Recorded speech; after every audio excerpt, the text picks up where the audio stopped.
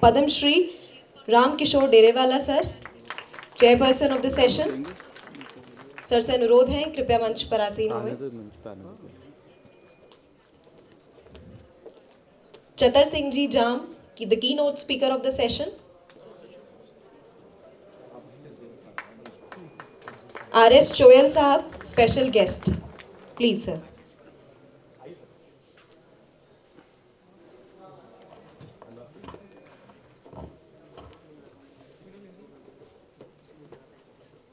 Conference के coordinator professor Anurag Sharma sir और convener from media foundation Ashutosh sir. I request everybody to be please seated on the DISE.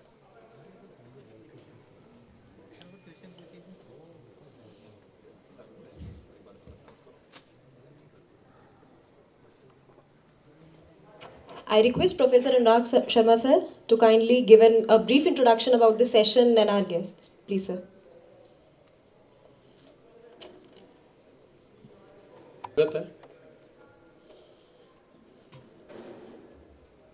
सुबह जब मैं आपसे बात कर रहा था कि बेसिकली जो सोशल एंटरप्रेन्योरशिप है क्या, social entrepreneurship applies the business principles और guidance which is used by the startup founders or entrepreneurs in a business. So we can say in a very small word, social entrepreneurship, where entrepreneurship identify social issues and try to solve them through the business principles or guidance. ये basic theme हमारी इस second session की है। देखिए, संस्कृत में दो श्लोक हैं जो गीता में कृष्ण ने, पहला श्लोक जिसमें वो कहता है कि मुक्त संगे अहनम वादी ग्रतिर उत्साह समन्विता सिद्धिर असिद्धि निर्विकार क्रेता सात्विक उच्चते। जो सुबह इंट्रोस्पेक्शन की बात हुई कि अगर आप संग मुक्त होके अहनमवादी बिना अहंकार के ग्रतिर उत्साह समन्विता यानी धैर्य भी और उत्साह भी दोनों का समन्वय करके जब भी कोई काम करते हैं तो फिर सिद्धि और असिद्धि कोई मायना नहीं रखती, क्योंकि कर्ता जो है जिसने अच्छा किया उसी को सात्विक माना गया है। ये गीता में कृष्ण जो संदेश में अपने में कहना चाह रहे हैं, और वही भाव हमारा भी है कि जो सोशल एंटरप्रेन्योर्स है they are trying waste to the wealth. जो इस फील्ड में लगे हुए हैं वो लोग, उनको आइडेंटिफिकेशन भले ही लेट मिले, सफलता काफ़ी दिनों बाद मिले, लेकिन उनका किया गया जो कर्म है उससे ये देश और ये समाज कभी उऋण नहीं हो सकता। ये हमारी इस सेशन की भावना है।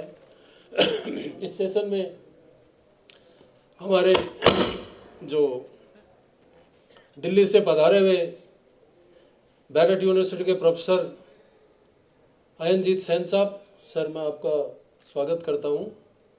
हमारे राम किशोर जी डेरेवाला साहब जिन्होंने बगरू प्रिंट को, क्राफ्ट को एक अलग पहचान दी, आपका भी स्वागत है सर।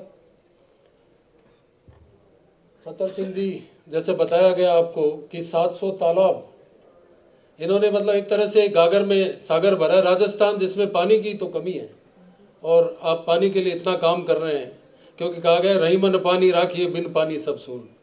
अब पानी का यहाँ कई मीनिंग है। पानी का मतलब वाटर से भी है और पानी का मतलब इज्जत से भी है। तो आपने जो इस तरह का कार्य किया इसके लिए आप निश्चित रूप से एक आपकी भूरी भूरी प्रशंसा ये राजस्थान विश्वविद्यालय करता है। आप पधारे सर, आपका स्वागत है। और हमारे बीच एक ऐसे एंटरप्रेन्योर और भामासा राधे श्याम जी जांगीर साहब, चोयल साहब, आर.एस. चोयल साहब जो अजमेर से पधारे हैं, चोयल इंडस्ट्रीज़ के ये ऑनर हैं। और सर इनकी जो इंडस्ट्री है चोयल इंडस्ट्रीज़, वो एग्रो बेस्ड प्रोडक्ट में काम कर रही है। इनके राजस्थान में सबसे ज़्यादा इंडस्ट्री पे पेटेंट जो है रजिस्टर्ड है और हज़ारों लोगों को ये रोज़गार दे रहे हैं ट्रेनिंग दे के। तो ऐसे महान विभूति का हमारे बीच आना ये हमारे लिए सौभाग्य है। हम आपके अनुभव शेयर करेंगे जिससे कि हम सब ऑडियंस को फ़ायदा होगा। दूसरा, इसमें इसी सेशन में जो सावंत साहब ने सुबह बात रखी कि इंट्रोस्पेक्शन तो हो गया, लेकिन फ्यूचर स्ट्रेटजी क्या हो। फ्यूचर स्ट्रेटजी में ये कहा गया है कि सुमंत्रिते, जो कृष्ण ने गीता में फिर कहा है कि सुमंत्रिते, सुविक्रांते, सुकृते, सुविचारिते, यानी सुमंत्री ने मंत्रणा करके, सुविक्रांते यानी पूरे जोश और उत्साह के साथ, सुकृते यानी अच्छा कार्य कुछ करें, और वाइड हम उसकी कंसल्टेंसी करें। Whatever the work done with the wide consultancy, so निश्चित रूप से हम उसको देवम क्षत्रम प्रदक्षिणम, इसके लिए कहा गया सिद्धंतरति महाबाहु देवम क्षत्रम प्रदक्षिणम।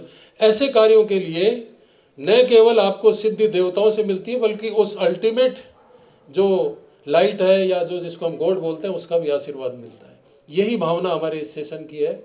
बहुत बहुत धन्यवाद, आप सब लोग पधारे। धन्यवाद। So moving on, the first speaker of the session, we have Shri R.S. Choyal sir. He is the founder and CMD of Shri Vishwakarma Industries Private Limited. He has studied psychology, philosophy, and is a pioneer in personality development. He is also co-founder of Brain Trust Society of Management of Self. Sir is regularly invited by various institutions and organizations to conduct training programs in personality development all over Rajasthan. Sir, please come on the stage and grace our audience. Please, sir.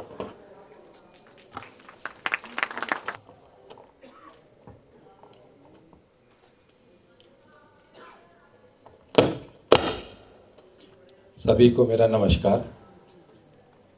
आज इस social entrepreneurship के इस अंतर्राष्ट्रीय conference में मंच पर विराजमान आज की इस सेशन के चेयरमैन श्री अवनजीत सेन साहब, श्री पद्मश्री श्री रामकिशोर जी डेरेवाला, मंच पर आसीन श्री चतुर सिंह जी, प्रोफेसर अनुराग शर्मा जी और आशुतोष जोशी जी, जो कि मीडिया के यहाँ पर हेड भी हैं। मंच से ये बात कहने से पूर्व मैं व्यक्तिगत रूप से यूनिवर्सिटी का, specially entrepreneurship development, skill development cell का, और मीडिया जिन्होंने जो इस कॉन्फ्रेंस को संयुक्त तत्वाधान में कर रहे हैं, उनका तहे दिल से धन्यवाद देना चाहूँगा कि उन्होंने मुझे यहाँ आमंत्रित किया और मैं अपने विचार आप लोगों के सम्मुख रख पा रहा हूँ। ये एक सरस्वती का मंदिर है और एक कहावत मैंने बहुत पहले सुनी थी कि सरस्वती और लक्ष्मी एक साथ निवास नहीं करती हैं, लेकिन अगर आज के परिप्रेक्ष्य में देखें तो मैं ये महसूस करता हूँ कि अब लक्ष्मी वहीं निवास करती है जहाँ सरस्वती होती है। और इसी के कारण हम आज यहाँ पर सब लोग एकत्रित हुए हैं कि हम इस बात पर चर्चा कर पाएँ कि सोशल एंटरप्रेन्योरशिप पर किस तरीके से भविष्य के परिदृश्य को देखा जाना चाहिए। अपनी बात कहने से पूर्व मैं एंटरप्रेन्योरशिप पर अपने कुछ अनुभव आप लोगों के साथ शेयर करना चाहूँगा, क्योंकि यहाँ पर मुझे महसूस हो रहा है कि काफ़ी यंग बच्चे हैं जो अपनी लाइफ में अभी अपने करियर को परस्यू करने वाले हैं। इससे पूर्व वाले सेशन में प्रबुद्ध वक्ताओं ने बहुत अच्छी अच्छी बातें हमको बताई। सोशल मीडिया पर जो है हमें किस तरीके से आगे बढ़ना चाहिए उसके बारे में भी बताया गया। साथ ही जो प्रोफेसर सावंत पूर्व वीसी रहे हैं यहाँ के, उन्होंने प्रैक्टिकल एग्जाम्पल्स दिए कि किस तरीके से वो बड़े बड़े काम एग्रीकल्चर के फील्ड में कर रहे हैं। दोस्तों, हो सकता है कि वो सब कुछ आपको अपना भविष्य में देखने को मिले, लेकिन इमीडिएटली आपके पास क्या है। जैसा कि मन से ये कहा गया कि नौकरियां बहुत कम हैं और हमको एंटरप्रेन्योरशिप की तरफ जाना ही होगा, लेकिन मेरा मानना यह है कि एंटरप्रेन्योरशिप जो है वो पुश करके नहीं किया जा सकता, वो हमेशा इनवाइट करके किया जा सकता है, और वो भी उसको जिसके दिल में उसको करने की तमन्ना हो, जज्बा हो, ताकत हो, साहस हो। धक्का लगाने से कोई एंटरप्रेन्योर नहीं बनता। लेकिन कहते हैं कि अगर आपके पास कोई एक सपना हो तो उस सपने के लिए फिर आप कुछ भी कर गुजरते हैं। तो आप में से मैं कुछ लोगों से पूछना चाहूँगा, अपने कुछ युवा साथियों से पूछना चाहूँगा कि क्या आपके पास कोई सपना है? आप में से अगर 3-4 लोग मुझे अपना सपना बता पाएँ तो मैं अपनी बात को उसी तरफ ले जाऊँगा, क्योंकि मैं पहले से कोई तैयारी करके नहीं आया हूँ। आप में से जो भी बताना चाहें अपने जीवन का सपना, या हाँ प्लीज़ आप बताइए। सर मुझे जो मैक्सिमम जो गांव है वहाँ पर मेरा जो मोटिव है एंटरप्रेन्योरशिप करने का या फिर एक बिज़नेस परस्यू करने का, वो ये है कि मैं मैक्सिमम गाँव में जो है लाइब्रेरी की सुविधा नहीं होती है, तो मैक्सिमम गाँव में अपनी एक सोसाइटी बनाकर लाइब्रेरी की जो सुविधा है वो सब मैं अवेल करवा सकूँ सर। जो बच्चे हैं उनको मिनिमम प्राइस में लाइब्रेरीज अवेल हो सके, क्योंकि गांव हमारा जो है वही अगर बढ़ेगा तो आगे बढ़ेगा इंडिया। बहुत बढ़िया बात। क्या नाम है आपका? Sir Yashwant Kumar Soyal. Yashwant Kumar Soyal ji sir. Okay, बहुत अच्छा सपना है आपका और प्रैक्टिकल भी है, ये डुएबल भी है। कोई और युवा अपना सपना साझा करना चाहेगा? कोई और? गर्ल्स में से कोई?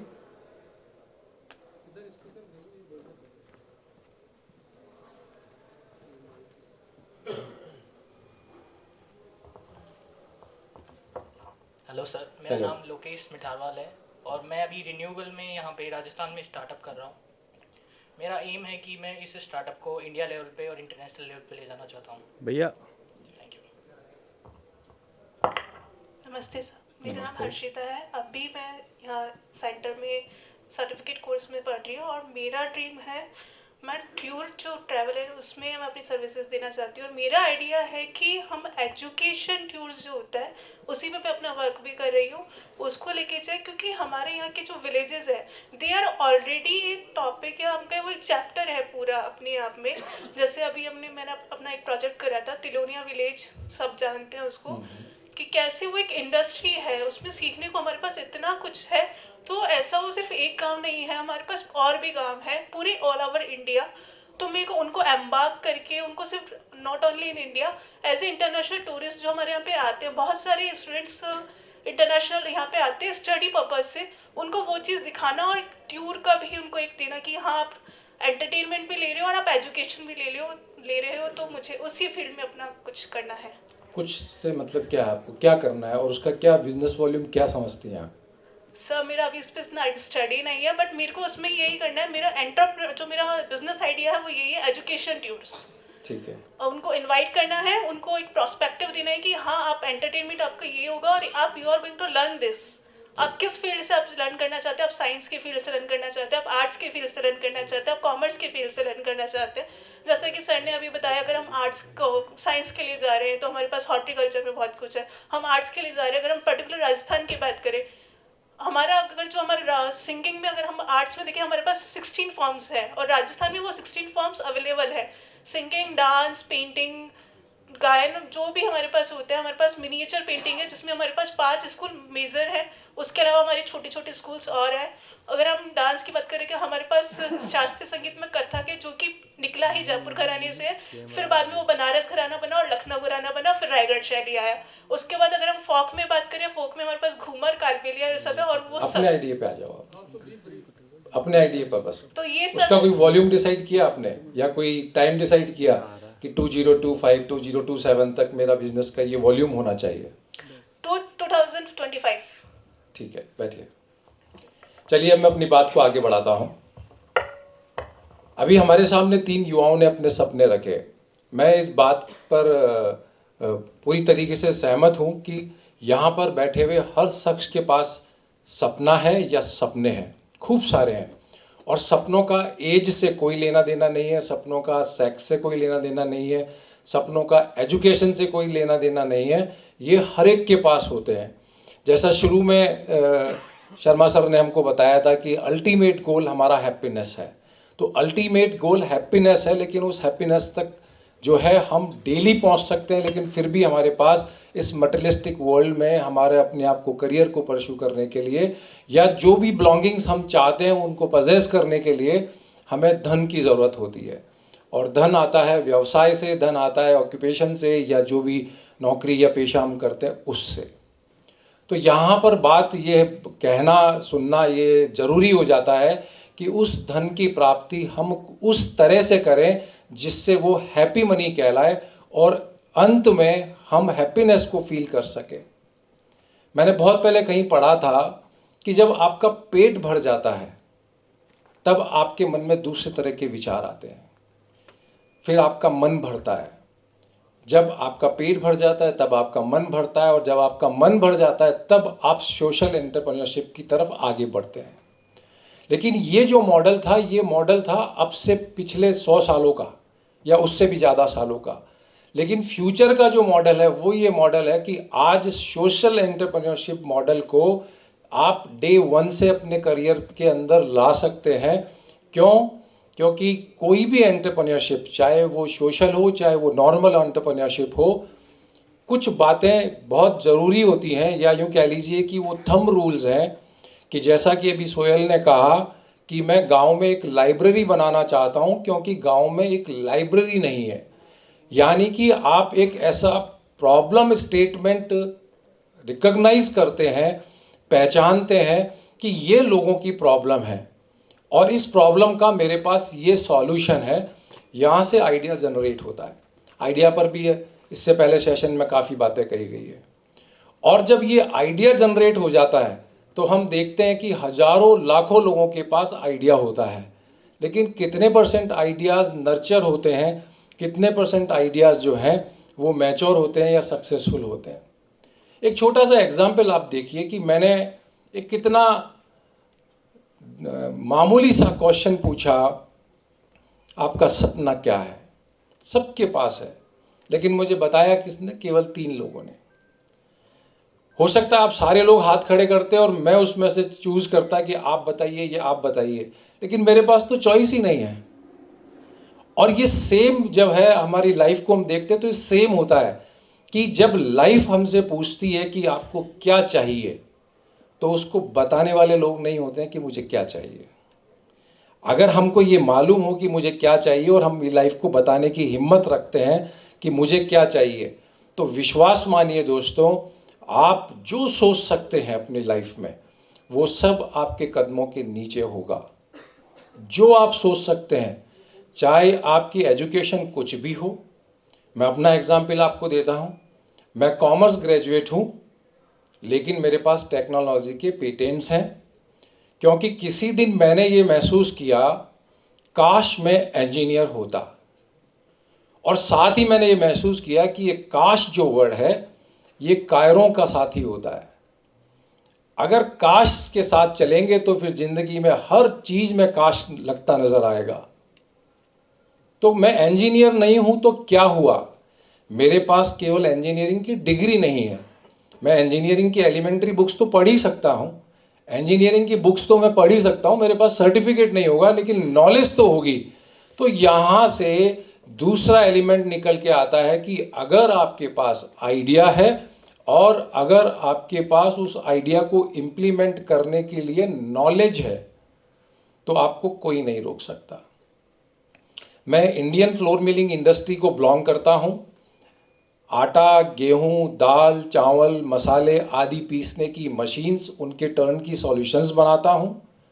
और मैंने काफ़ी साल पहले ये महसूस किया कि वर्ल्ड के फ्लोर मिलिंग सिनेरियो में हम इंडियंस स्टैंड नहीं करते हैं। हमारी कोई स्टैंडर्ड टेक्निक ही नहीं है। हम केवल यूरोपियन कंट्रीज़ की कट कॉपी पेस्ट की हुई थ्योरीज को काम में लेते हैं, जबकि वो ब्रेड खाते हैं, हम लोग रोटी खाते हैं। तो हमारे यहाँ क्यों नहीं है कोई स्टैंडर्ड टेक्निक्स? तब मैंने ये विचार किया कि इंडियन मिलिंग इंडस्ट्री के लिए मैं काम करूँगा। मेरा बिजनेस एक तरफ है, मेरा जो इंडस्ट्री है वो एक तरफ है, लेकिन मिलिंग इंडस्ट्री के लिए मैं अपना कंट्रीब्यूशन दूंगा। और जैसा कि अभी कहा गया कि अगर 2 घंटे भी आप अपने आप को देते हैं तो फिर आप लाइफ में कुछ भी कर सकते हैं। और उसी के चलते फिर मैंने मिलिंग्स में बुक्स लिखी, बेस्ट सेलर्स हैं वो आज। और मिलिंग में हैंडबुक के अगर आप कोई किताब ढूंढना चाहेंगे तो इंडिया से फिर वो एकमात्र किताब आपको मिलेगी। तो यहाँ से वो काश वर्ड हटता है और यहाँ पर आप मिलिंग में इनोवेशंस करते चले जाते हैं और यहाँ से ही सोशल एंटरप्रेन्योरशिप का एक बड़ा मॉडल निकल के बाहर आता है। वो मॉडल क्या है कि आप ये प्रॉब्लम स्टेटमेंट देखते हैं कि जो साधारण चक्की वाले हैं उन्होंने अपना काम जैसे तैसे चला लिया, अपना ऑक्यूपेशन चला लिया, उनकी वाइट कॉलर एजुकेटेड जनरेशन उस बिजनेस को अडॉप्ट नहीं करना चाहती है।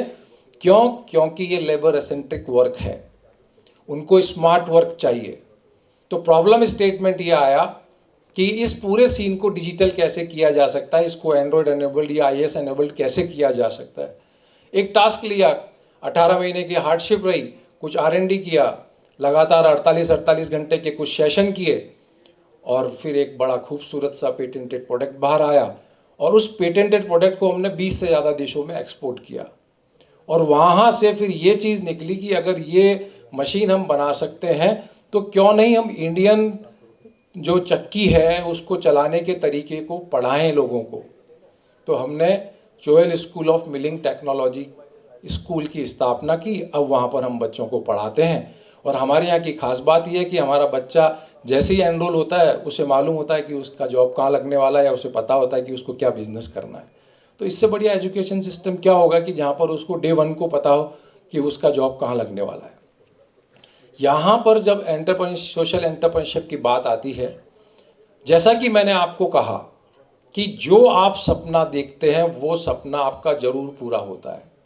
इस अपने पूरे बिजनेस एसोसिएशंस में मैं एक सपना हमेशा देखता रहा हूँ कि मैं सोसाइटी एट लार्ज के लिए काम करूँ।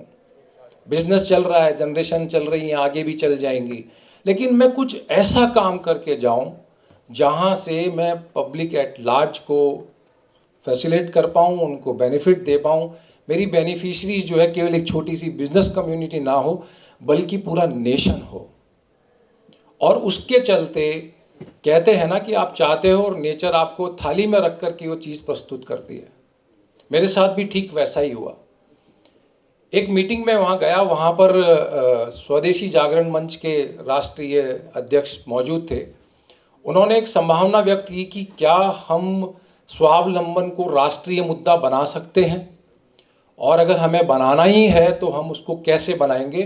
तो उसके बाद मैंने 5 मिनट के अपने संबोधन में कहा कि हमें इसके लिए एक डिजिटल इकोसिस्टम बनाना होगा जिसके अंदर युवा, किसान, परचेज़र, एक्सपोर्टर, रिटेलर, मैन्युफैक्चरर, ये सारे के सारे एक इकोसिस्टम में आने चाहिए। उनको मेरी बात पसंद आई और उन्होंने वो पूरा इकोसिस्टम बनाने का जिम्मा मुझे दे दिया और यहाँ से मेरी सोशल यात्रा शुरू हो गई। और वहाँ से फिर इस चीज़ को ऐसे देखने का, अभी तक मेरा प्रोस्पेक्ट था अपनी इंडस्ट्री के प्रोडक्ट्स को इनोवेट करने का। उसके बाद मेरा प्रोस्पेक्ट हो गया कि मैं सोसाइटी एट लार्ज के लिए इकोसिस्टम्स कैसे बना सकता हूँ। फिर वापस से मेरी बात साबित होती है कि आप जिस चीज़ को चाहते हो नेचर आप तक उस चीज़ को पहुँचा देती है। एक प्लांट के परचेज करते हुए एक पूर्व सैनिक मेरे पास आए और उन्होंने कहा कि हमारा एक ग्रुप है जिसमें तकरीबन 3 लाख लोग रजिस्टर्ड हैं और वो पूर्व सैनिकों का एक संगठन है और हम उसमें कुछ इस तरह की चीज़ें करना चाहते हैं। तो मैंने कहा सर ये मेरा पैशन है और मैं बिना कोई चार्ज लिए आपके साथ इसमें कंसल्टेंटी करना चाहूँगा और कंसल्टेंसी के साथ साथ मैं इसका जो इकोसिस्टम बनेगा उसको बनाने में भी अपना कंट्रीब्यूशन दूंगा, चाहे वो मॉनेटरी हो चाहे वो समय हो। और फिर हमने उसका एक इकोसिस्टम बनाया और मुझे यहाँ बताते हुए बेहद खुशी है कि आज पूना में उन्होंने अपना खुद का एक डेयरी का सिस्टम खोला है जिसमें उन्होंने पूर्व सैनिकों को जोड़ करके अब 2 लाख लीटर प्रतिदिन का वो दूध इकट्ठा करने लग गए हैं। और इसी के साथ उनकी बहुत सारी योजनाएं हैं जिसमें वो अलग अलग तरह के फूड प्रोसेस इंडस्ट्रीज़ को लगा करके जो है पूर्व सैनिकों को मुख्य धारा में लाएंगे। क्योंकि यहाँ पे पॉइंट ये है कि आप देखिए कि अगर सोशल एंटरप्रेन्योरशिप को हम अपना करियर बनाते हैं तो मैं आपको मंच से दिए गए उदाहरणों की बात करता हूँ।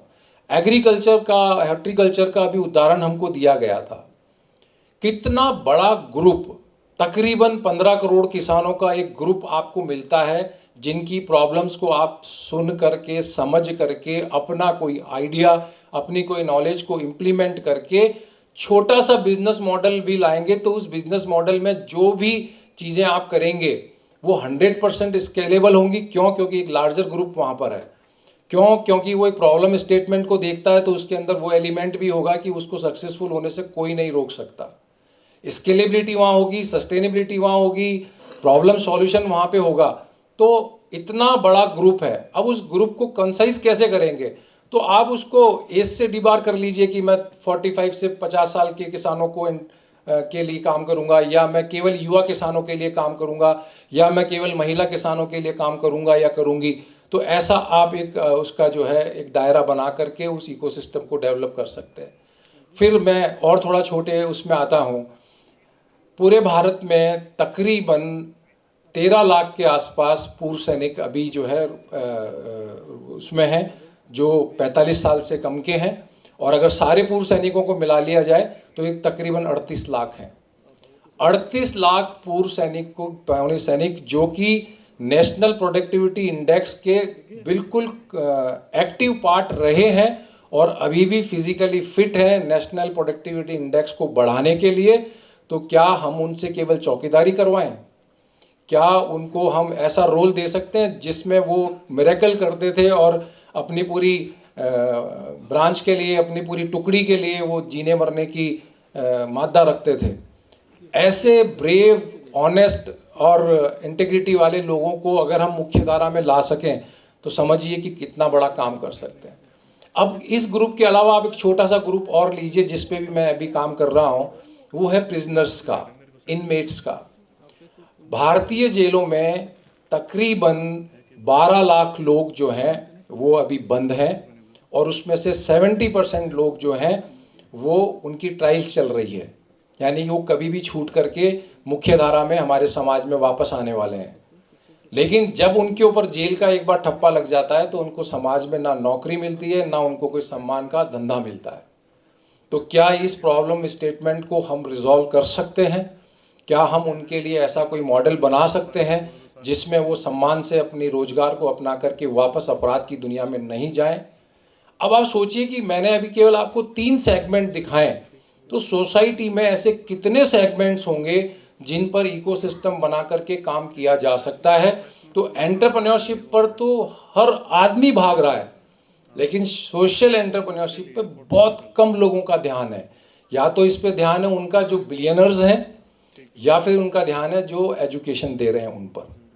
बीच का पूरा स्पेस खाली है। तो आप लोगों के लिए ये एक ब्राइट करियर हो सकता है अगर आप सोशल एंटरप्रेन्योरशिप को अपना सपना बनाते हैं, और भले ही अभी एंटरप्रेन्योरशिप से शुरू करें, लेकिन आगे जा करके आप इस प्रॉब्लम स्टेटमेंट्स का कोई सॉल्यूशन अगर आप ढूंढ करके आगे बढ़ते हैं तो आपको निश्चित रूप से आपको लाइफ में सफलता मिलने वाली है। मैं इस बात का प्रत्यक्ष उदाहरण हमेशा देता हूँ कि लाइफ में जैसे ही आप कोई चीज़ को चाहते हैं, नेचर आपके साथ आके खड़ी हो जाती है।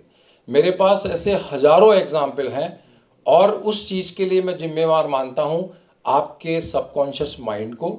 आपका सबकॉन्शियस माइंड मेरी बात सुन के अगर उस बात का सीरियसली ले रहा है, उसको अडॉप्ट करने की बात करता है, तो ये वैसा रिजल्ट देगा। आपको ऐसा लगता है ये ऑल बकवास है, नॉनसेंस है, तो ये वैसा रिजल्ट देगा। मेरी बात में कोई अर्थ है या नहीं है ये मैं तय नहीं करूँगा, मेरी बात में कोई अर्थ है या नहीं है ये आपका सबकॉन्शियस माइंड तय करेगा। और जैसे ही आप इस सबकॉन्शियस माइंड को ट्यून करना सीख जाते हैं, उसको लिमिटलेस बनाना सीख जाते हैं, दुनिया के चश्मे से देखना बंद कर देते हैं, लिमिट्स के चश्मों से देखना बंद कर देते हैं, और जैसे ही आपको ऐसा लगता है कि ये मेरा पैशन है, इस पैशन को मुझे परस्यू करना है, और उसकी तरफ आगे बढ़ते ही आप एक कदम आगे बढ़ाते हैं, नेचर 2 कदम आपको आगे बढ़ाने की शक्ति और देता है। मैं हमेशा एक बात इस मंच से कहने की कोशिश करता हूँ, एक छोटा सा मंत्र जिसे बोल लीजिए, लेकिन बड़ा अजीब सा है, लेकिन फिर भी मैं आप लोगों को यहाँ से बताना चाहूँगा क्योंकि इसका इम्प्लीमेंट लाइफ में आपको ज़रूर कुछ ना कुछ अच्छा देगा। वो ये है, सबकॉन्शियस माइंड को ट्यून करने का जो तरीका है वो ये है कि हाँ का मतलब हाँ है और ना का मतलब हाँ है, अगर का मतलब अवश्य है और अवश्य का मतलब अवश्य है। मैं छोटा सा इसको सिंप्लीफाइड कर देता हूँ कि आप कोई भी चीज़ हाँ पे से शुरू करते हैं, अफर्मेशन से शुरू करते हैं, तो उसका रिजल्ट अफर्मेशन और पॉजिटिव ही आएगा। जैसे आप कहते हैं कि मैं ये काम कर सकता हूँ, तो आप वो काम कर पाएंगे। इसका एक नेगेटिव एग्जाम्पल से समझाता हूँ। आप किसी दिन ये बोलिए कि मैं लेट नहीं होता हूँ या मैं लेट नहीं होना चाहता हूँ, तो पूरी नेचर आपको लेट करने में लग जाती है। आपका स्कूटर स्टार्ट नहीं होगा, कोई चीज़ आपको तैयार नहीं मिलेगी, कुछ ना कुछ ऐसा होगा कि आप लेट होते चले जाएंगे, क्योंकि आपने ना कहा कि मैं लेट नहीं होना चाहता हूँ या चाहती हूँ, तो आप लेट होंगे, क्योंकि ना का मतलब हाँ है।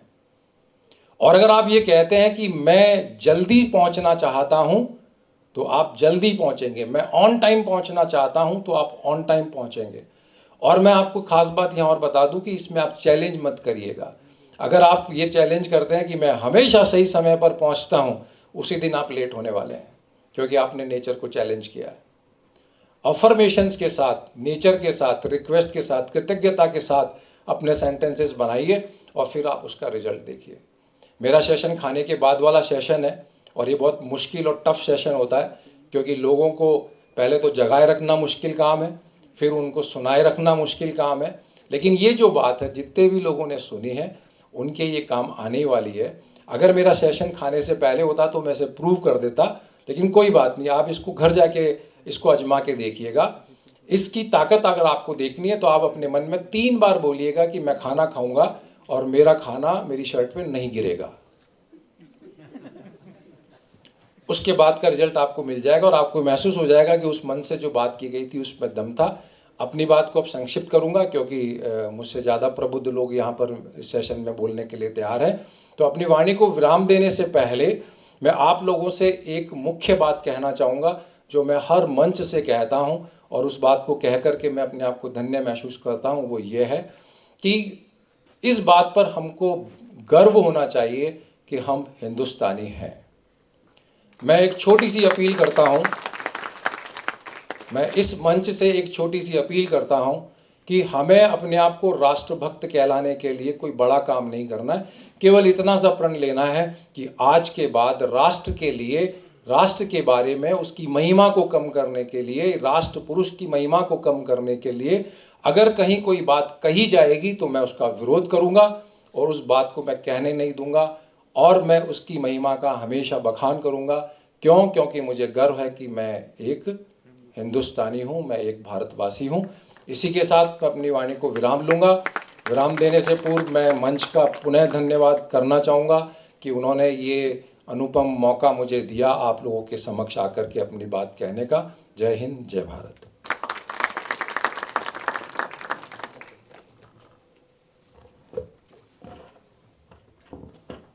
Thank you very much, sir, for such an informative, interactive and inspiring session.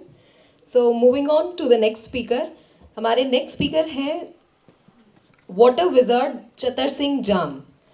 Sir holds expertise in water and ecosystem management in deserts of Jaisalmer, and he has successfully enabled rejuvenation of shallow drinking water by building wells, hundreds of wells in Ramgarh region itself. So please join our hands together for Shri Chatar Singh Ji Jam. हमारे next speaker हैं water wizard Chatar Singh jam. Sir holds expertise in water and ecosystem management in deserts of Jaisalmer, and he has successfully enabled rejuvenation of shallow drinking water by building wells, hundreds of wells in Ramgarh region itself. So please join our hands together for Shri Chatar Singh Ji Jam. मैं एक गांव का आदमी हूँ। सबके पास प्रकृति ने समान समय दिया और सब चाहते हैं कि प्रोग्रेस हो, अच्छा हो। फिर भी समाज में बहुत बहुत भिन्नता है।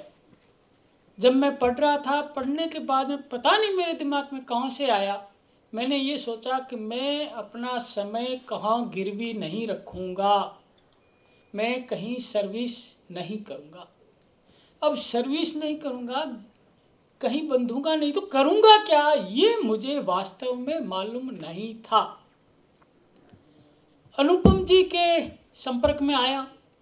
अनुपम जी ने समाज का चित्रण मुझे पेश किया कि समाज सदियों से रेगिस्तान में रह रहा है, जी रहा है, तो वहाँ कुछ न कुछ सकारात्मकता है, इस कारण वो लंबा जीवन जी रहा है।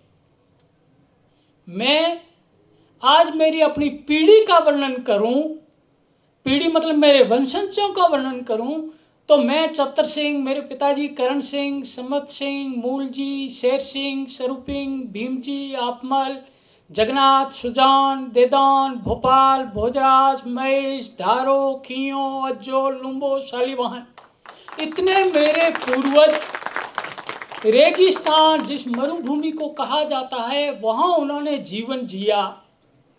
और मेरे इतने बड़े पीढ़ी के जीवन में, मेरे बचपन में मेरे पिताजी मुझे कह रहे हैं कि पिताजी जब बचपन में थे तो रोटी कोई मेहमान आता था जब बनती थी, मेहमान बिना रोटी नहीं बनती थी। तो मैं तो एकदम सोचने लग गया कि ये बात क्या है, तो रोटी नहीं तो फिर क्या था।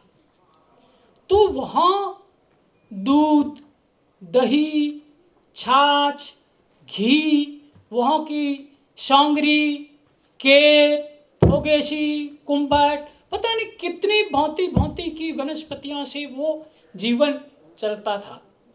जब समाज के प्रति हमारी श्रद्धा जागती है, समाज जिस ढंग से जीता है उसका हम सकारात्मकता से नमन करें, तो हमें जो आप भाई साहब ने कहा प्रकृति हमें बल देती है और हमें जीना सिखा देती है। वो मैंने वहाँ कुछ नहीं किया। मैंने सिर्फ 2 गांव में शुरुआत में भील परिवार थे, जो गांव पूरा खाली होता था। रेगिस्तान में सीमा क्षेत्र है, सड़कों पे आंधियों से सड़कें बंद हो जाती है। केंद्र सरकार ने एक GREF गिरिफ करके डिपार्टमेंट लगाया, उसमें वो मजदूरी करते थे और रेत हटाते थे।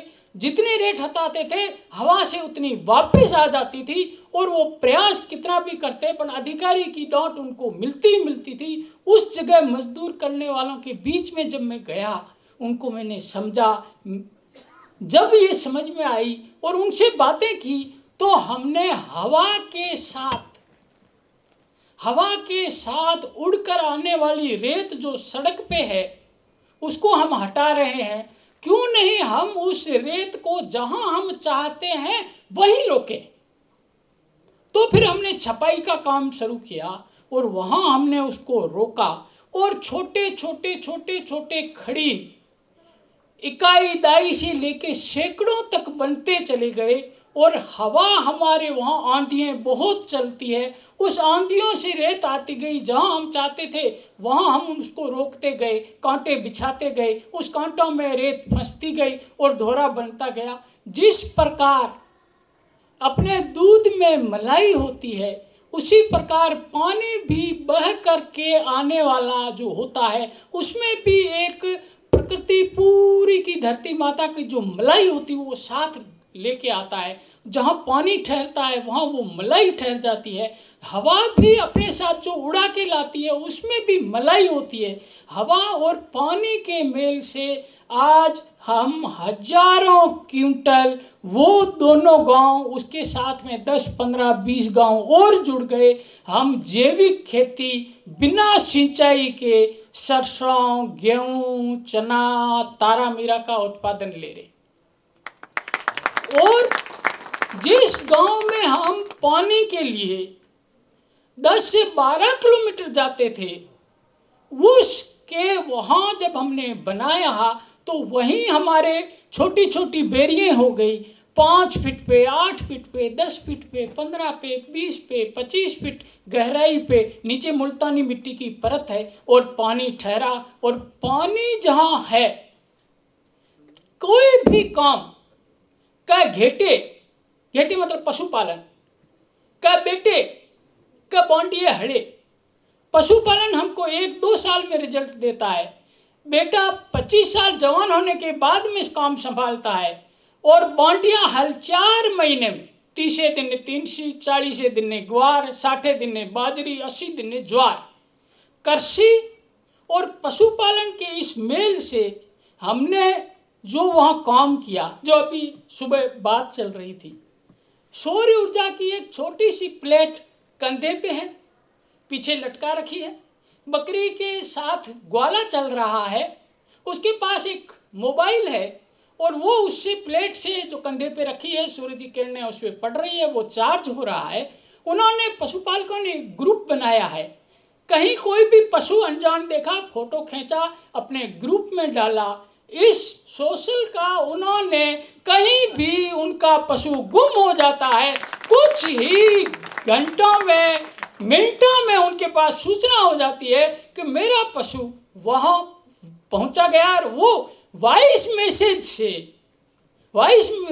से वो संदेश भेजता है कि भाई ये मेरा है, ये इसको संभाल के रखना। इतनी निश्चिंतता, इतनी उस पशुपालक ने उपयोग किया उसका, तो वो कहीं भी किसमें जो सुबह बात चली थी कि एक सकारात्मक हम उसका उपयोग करें, तो उन्होंने पशुपालक वर्ग ने उसको सकारात्मकता से ऐसा उपयोग किया।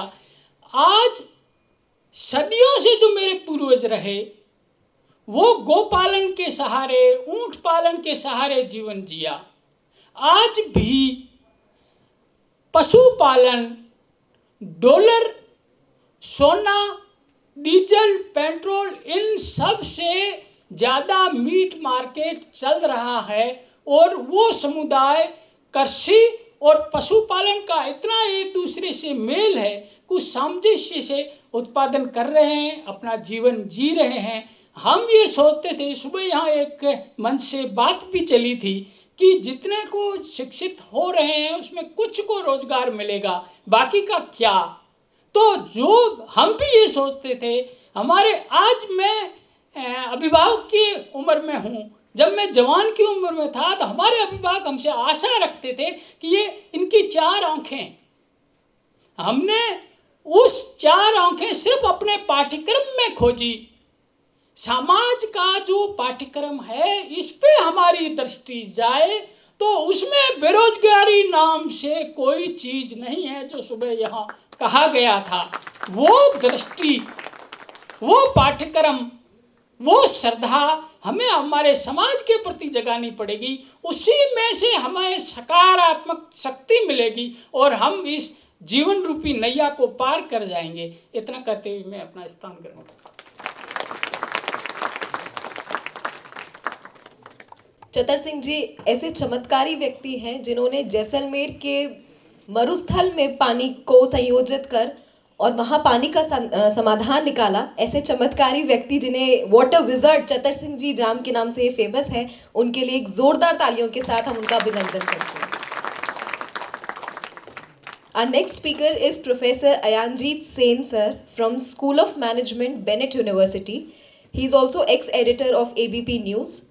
Sir is a master of different hats, be it journalism, entrepreneurship, academia, or even Bollywood film producer as well.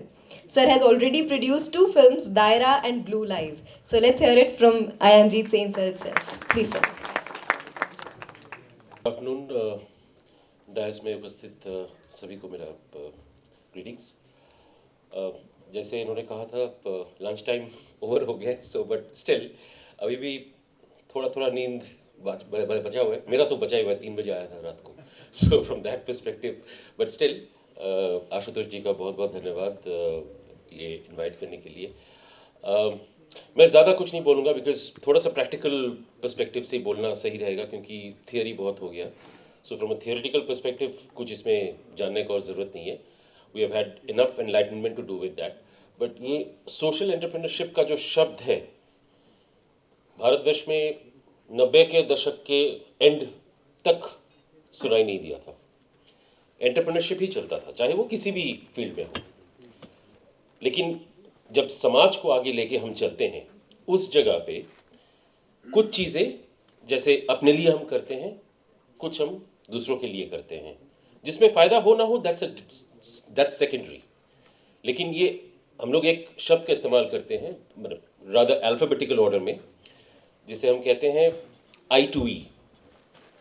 I2E मतलब आइडिएशन टू एग्जीक्यूशन। सो ये जो I2E का गैप है, ये गैप सबसे ज़्यादा होता है और ये गैप को एक तरह से क्लोज डाउन करने के लिए एक प्रॉपर प्लान ऑफ एक्शन किया जाता है। अब मेरे पास यूनिवर्सिटी में कई स्टूडेंट्स आते हैं जो पूछते हैं कि सर ये हमने प्लान बनाया है, do you think this is something we can turn into a full fledged business.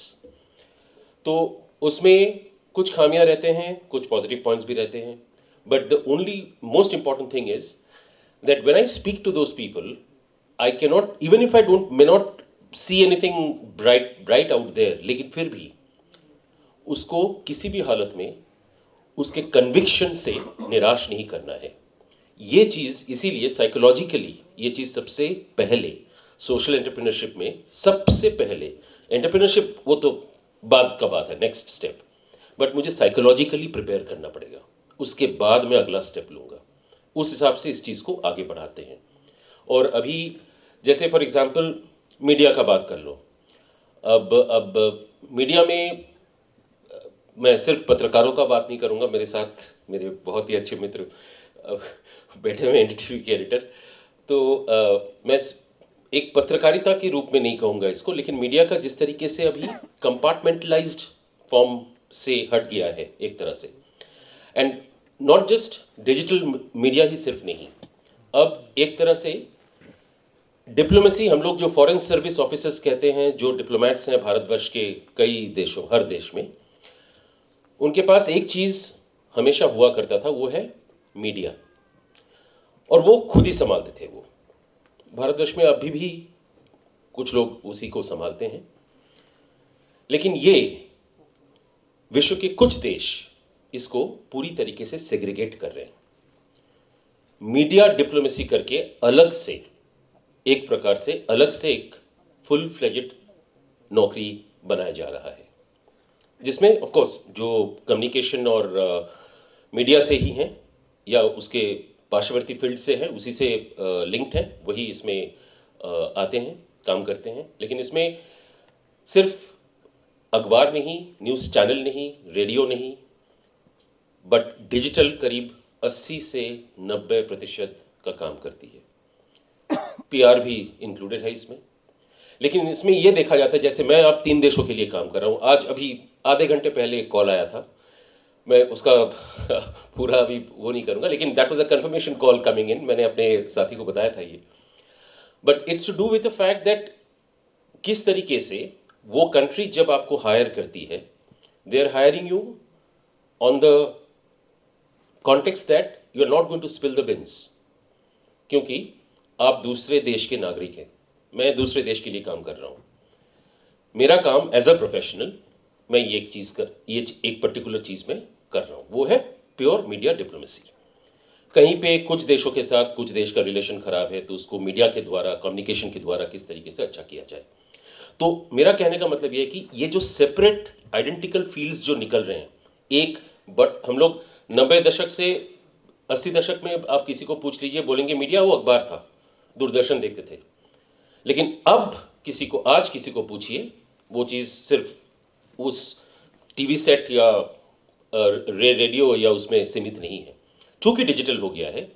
और डिजिटल में फेक शब्द बहुत बड़ा रोल प्ले करता है, और ये चीज़ भी एक तरह से बहुत ज़्यादा हद तक मीडिया डिप्लोमेसी के लिए इम्पॉर्टेंट हो जाता है, जिसके कारण हम लोग जब कोई प्लान बनाते हैं, वो स्ट्रैटेजी एक करते हैं, कोई भी चीज़ का हम लोग एक बिजनेस प्लान का भी एक स्ट्रैटेजी बनाते हैं, तो मीडिया डिप्लोमेसी का भी एक स्ट्रैटेजी करते हैं। करने वाला काम उनके देश के लोगों का है, वो मेरा काम नहीं है। मेरा काम है स्ट्रैटेजी देना, आगे का काम उनका। लेकिन इसमें एक चीज़ का फ़ायदा ये मैं देख रहा हूँ कि एक पार्श्ववर्ती देश के लिए मैं काम कर रहा हूँ, और एक सार्क कंट्री है, और उस देश में ये पर्टिकुलर काम के लिए एक्चुअली जितने लोगों का एम्प्लॉयमेंट हुआ है, दैट्स अ ह्यूज नंबर। क्योंकि एम्प्लॉयमेंट सिर्फ जर्नलिस्टों का नहीं है, एम्प्लॉयमेंट इसमें आईटी प्रोफेशनल का है, एम्प्लॉयमेंट इसमें सोशल मीडिया मैनेजर का है, फुल फ्लेजेड, जो कि मार्केटिंग से आ रहा है। इसमें ग्राफिक्स से शुरू करके, वीडियो से शुरू करके तमाम, और रिसर्च एक बहुत बड़ा रोल प्ले करती है इसमें। सो एक तरह से एक करीब 100-150 की एक टीम होती है एक गवर्नमेंट की, और उसको वो लोग चलाते हैं पूरी तरीके से। मैं अपना ऑफिस में बैठ के उसका स्ट्रैटेजी लिख के भेज देता हूँ, मेरा काम खत्म। But the point here is that ये जो एक्स्ट्रा इन अ वे एम्प्लॉयमेंट जनरेशन का जो पार्ट है, ये भी जो गवर्नमेंट ये कर रही है वो अलग बात है, लेकिन स्ट्रैटेजिकली अगर हम चीज़ को देखते हैं तो ये, अगर मैं मानूं कि मेरा कंपनी है, हाँ ठीक है, इसमें 20 लोग काम कर रहे हैं, 100 लोग काम कर रहे हैं, 200 लोग काम कर रहे हैं, that's a separate thing. But एक चीज़ हमेशा ध्यान में रखना पड़ेगा कि मैं ऐसा कोई भी नहीं काम करूंगा इसमें जो मेरे देश के खिलाफ जाए, क्योंकि ऐसा किसी देश के साथ ऑफ कोर्स मेरा काम नहीं होगा जो देश मेरा देश का अगेंस्ट में है। लेकिन एक चीज़ बहुत इंपॉर्टेंट चीज़ होता है इसमें कि विश्व में कुछ देशों में ये जो सोशल एंटरप्रेन्योरशिप का जो पार्ट है, ये 80 दशक से ऑलरेडी शुरू हो गया था, और पूरी तरीके से फुल फ्लेजेड। वो अभी एक तरह से राइप स्टेज पे पहुंच चुका है। राइप मतलब RIPE, राइप का बात कर रहा हूँ मैं। सो उस तरीके से अगर हम चीज़ को देखें, ये चीज़ अभी फ्यूचरिस्टिक तरीके से अगर हम देखना चाहें भारतवर्ष के अंदर, जैसे ये, that is the reason I am saying that this is a perfect topic, जिसे कहते हैं एकदम परफेक्ट, राइट टाइम और राइट टॉपिक।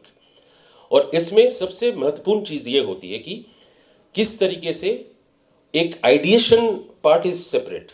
जैसे सर ने पहले बताया था, आइडिएशन पार्ट एक पार्ट ठीक है, लेकिन उसको हम जब एक्चुअलाइजेशन की तरफ लेके जा रहे हैं, उसमें जो स्टेप्स हम कवर करते जा रहे हैं किसी भी क्षेत्र में, वो स्टेप्स एक बहुत ही महत्वपूर्ण तरीके से और बहुत केयरफुली करना चाहिए, ताकि ऐसा ना हो कि 3 स्टेप आपने लिया और आपको लगा कि ये वेंचर मैं शुरू कर रहा हूँ, छोटा सा हो, बड़ा सा हो, मीडियम हो, कुछ भी हो, लेकिन मैं शुरू कर रहा हूँ कुछ एक वेंचर, लेकिन उस वेंचर में तीसरा स्टेप लेने के बाद I am feeling a backlash, कुछ प्रॉब्लम आ रहा है, चाहे वो कोई भी प्रॉब्लम आए मेरे पास, तो उस प्रॉब्लम को मुझे वहीं पे रोकना पड़ेगा।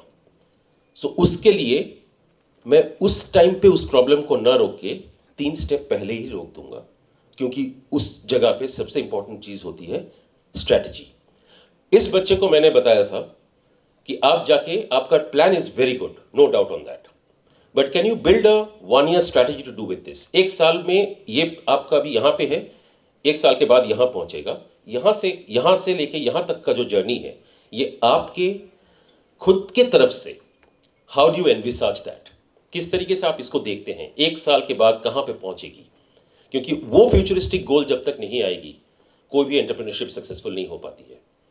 और खास करके सोशल तरीके से अगर हम देखें, समाज के प्रति एक कर्तव्य है, ऑल फाइन, वो सब ठीक है, लेकिन at the end of the day मैं कुछ भी कर रहा हूँ, if it has to be made successful, 2 चीज़ बहुत इंपॉर्टेंट होती है। It's not just planning, it's a good way of strategical inputs which has to come in, which are implementable.